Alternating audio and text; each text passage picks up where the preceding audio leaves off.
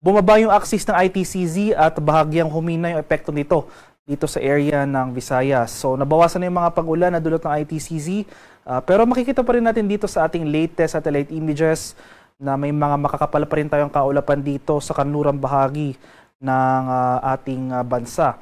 So dahil sa ITCZ, itong Intertropical Convergence Zone, ito nga yung salubungan ng hangin mula sa northern at southern hemisphere. Yung area na kung saan nagsasalubungan yung hangin, nakakaroon tayo ng mga kaulapan. At ngayong araw, itong ITCZ magdudulot ng mataas na tsansa ng mga kaulapan at mga kalat-kalat na thunderstorms dito sa bahagi ng Zamboanga Peninsula, Western Visayas, pati na rin dito sa area ng Palawan. Samantala, sa nalalabing bahagi ng Mindanao, ITCZ pa rin yung umiiral, pero mas maaliwala sa panahon na ang ating mararanasan. Sasamahan lamang yan ng mga pulupulong pag-ulan na may pagkulog at pagkidlat na dulot ng thunderstorms, especially sa hapon hanggang sa gabi. At dahil naman sa isang frontal system, ito yung boundary ng mainit at malamig na hangin. Dito sa extreme northern Luzon, makakaranas tayo ngayong araw ng mataas na tsansa rin ng mga kaulapan at pag-ulan. Sa Metro Manila at nalalabing bahagi ng ating bansa, so sa rest of Luzon at sa rest of Visayas, ay mainit at malinsangang panahon muli ang ating mararanasan ngayong araw. Pero pagsapit ng hapon hanggang sa gabi, maghanda tayo sa mga tsansa ng mga biglaan at panandaliang pag-ulan na dulot ng thunderstorms. Sa kasalukuyan, wala pa naman tayong minomonitor or namamataang low pressure area o namang sama ng panahon na maaaring makaapekto sa ating bansa sa mga susunod na araw. Para naman sa magiging lagay ng ating panahon ngayong araw dito sa Luzon, so Metro Manila at malaking bahagi ng mainland Luzon. Ngayong araw, asahan pa rin natin itong generally fair weather. Maaliwala sa panahon pero hindi nangangahulugang wala tayong pag-ulan na mararanasan. Itong area ng extreme northern Luzon, Batanes at Babuyan Islands, asahan nga natin, especially mamayang hapon hanggang sa gabi, ang mataas na tsansa ng mga kalat-kalat na thunderstorms dulot ng frontal system. Maximum temperature forecast para sa Lawag ngayong araw, posibleng umabot ng 34 degrees Celsius. 37 degrees sa bahagi ng Tuguegarao, 25 degrees Celsius sa Baguio City, 34 degrees sa Metro Manila, 32 degrees sa Tagaytay, at 33 degrees Celsius sa Legazpi City. Dito naman sa area ng Palawan, Visayas at sa Mindanao, itong ang bahagi ng Palawan at itong western sections ng Visayas at Mindanao, kahit na humina na yung epekto ng ITCZ, makakaranas pa rin tayo ng mataas na tsansa ng mga kaulapan at pag-ulan ngayong araw. So muli itong area ng Palawan, Western Visayas at Zamboanga Peninsula, maghanda pa rin tayo sa mga banta ng pagbaha at pagguho ng lupa, lalong-lalo na kung tuloy-tuloy ang pag-ulan na ating mararanasan. So nabawasan na yung mga pag-ulan na dulot ng ITCZ dito sa rest of Mindanao. Gayun pa man, itong area ng Southern Mindanao, dahil nga sa mga nakarang araw, nakapagtala tayo ng mga matitinding pagbaha sa areas na ito. Kahit na may mahinang pag-ulan man tayong maranasan, ngayong araw, since saturated na yung lupa, hindi na ito makakarga ng tubig, asahan pa rin natin na natiling mataas yung tsansa ng mga flash floods at landslides sa mga nabanggit na lugar. Kaya patuloy po tayong maging handa at alerto sa mga hazards na ito. For rest of Visayas, ay easterlies na yung magiging prevailing weather conditions natin. So asahan na rin natin yung bahagyang pagtaas ng ating mga temperatura sa areas na ito.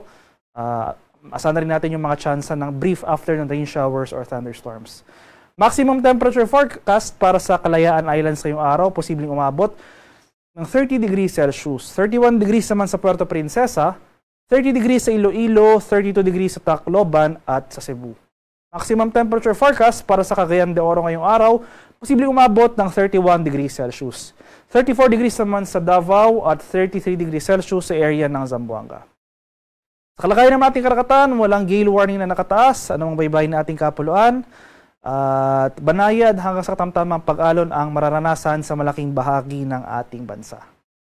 Para naman sa ating weather outlook sa mga sunod na araw, so ating 4-day forecast, simula bukas araw ng Miyerkules hanggang sa Sabado, inasan pa rin natin na magpapatuloy yung mga pag-ulan na dulot ng frontal system dito sa extreme northern Luzon. So Batanes at Babuyan Islands, possibly itong northern portion ng mainland Luzon, makakaranas tayo ng mga kalat-kalat na pag-ulan at thunderstorms sa mga susunod na araw. So dulot po yan ng frontal system, muli, ito yung boundary ng mainit at malamig na hangin. At inasahan natin na starting tomorrow, araw ng Miyerkules hanggang sa Huwebes, ay mas mababawasan pa yung mga pag-ulan na dulot ng ITCZ. So improving conditions or improving weather conditions sa ating inaasahan dito sa area ng Palawan, Visayas at Mindanao. Mapapalitan yung ITCZ ng tag-iral ng easterlies, yung mainit na hangin galing sa Pacific Ocean. So improving conditions over the next for the next 2 days over most parts of the country. Pero ngayon pa man, dahil sa easterlies, madalas pa rin or mataas pa rin yung tsansa ng mga afternoon rain showers or thunderstorms. Hindi lang natin inaasahan na magtutuloy-tuloy yung mga kaulapan at pag-ulan. Pero starting Friday hanggang sa Saturday, so towards the end of the week or over the weekend, inaasahan natin na unti-unti nang magpaparamdam or iiral yung tinatawag nating southwesterly wind flow. Ito yung panimulang hangin umiihip bago southwest monsoon o yung hangin habagat. So itong southwesterly wind flow, in short, ito yung hangin na nanggagaling sa timog kanluran. Inaasahan natin na makaka-apekto ito sa western section ng Luzon starting on Friday. So, sa nabanggit na lugar, itong western area or western section ng Luzon, towards the end of the week or over the weekend, asahan natin na mas tataas yung mga tsansa ng mga kalat-kalat na pag-ulan at thunderstorm. So, mataas sa tsansa ng kaulapan, mataas sa tsansa rin ng pag-ulan na ating inaasahan over the weekend. So, itong western section ng Luzon, in particular, itong area ng Palawan, kasama dyan itong area ng Occidental Mindoro, itong western Calabarzon, Cavite at Batangas, possible dito rin sa area ng Metro Manila, Zambales, Bataan at Ilocos Region. So itong Western Luzon, in general, towards the end of the week, asahan natin ang mataas na tsansa ng mga kalat-kalat na pag-ulan at pagkulog at pagkilat na dulot ng southwesterly wind flow. So sa ngayon, wala pa tayo opisyal na deklarasyon ng simulan ng tag-ulan, no? Pero inasahan natin in the coming days, dahil nga posible nang umiral itong southwesterly wind flow sa western section ng Luzon, asahan natin na mas dadalas na yung mga pag-ulan throughout the day. So especially sa late afternoon to evening, mas dadalas na yung ating thunderstorm activity. Meanwhile, sa nalalabing bahagi ng ating bansa, so itong eastern section ng ating bansa, eastern section ng Luzon, malaking bahagi ng Visayas, malaking bahagi ng Mindanao, magpapatuloy pa rin yung pag-iral ng easterlies. So mainit at maalinsangang panahon pa rin ang ating mararanasan. Sasamahan lamang yan ng mga isolated rain showers,